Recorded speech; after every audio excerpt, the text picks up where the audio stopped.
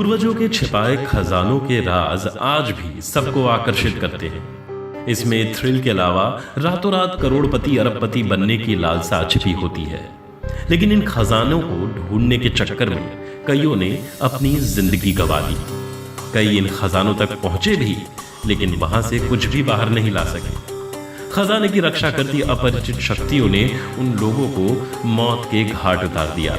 ऐसे ही कुछ सच्चे मगर अपरिचित खजाने और उनके राज के बारे में हम आपको बताएंगे। आज पहली कड़ी में बताएंगे कहुएंगा दर्रा के खजाने का राज।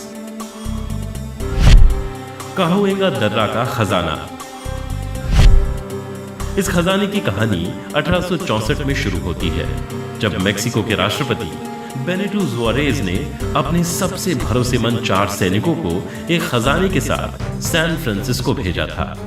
इसमें सोने के सिक्के और बेशकीमती ज्वेलरी थी। रास्ते में एक सैनिक की मौत हो गई तो तीनों ने बीच रास्ते में खजाने को जमीन के अंदर गाड़ दिया। लेकिन इन सैनिकों को यह खजाना गाड़ते हुए वहां के एक स्थानीय निवासी डिएगो मोरेना ने देख लिया। बाद में उसने सारा खजाना निकाला और लॉस एंजलिस की ऊपरी पहाड़ी पर गाड़ दिया।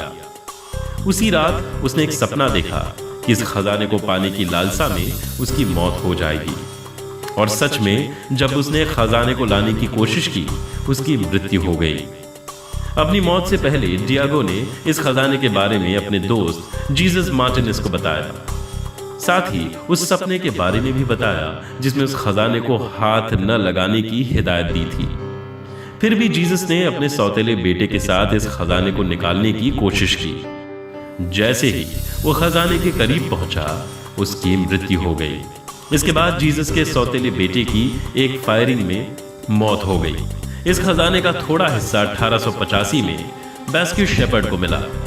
लेकिन जिस जहाज से वो खजाने को ले जा रहा था, वो रास्ते में अचानक आए तूफान में डूब गया और उसी में बैस्क्यू की मौत हो गई।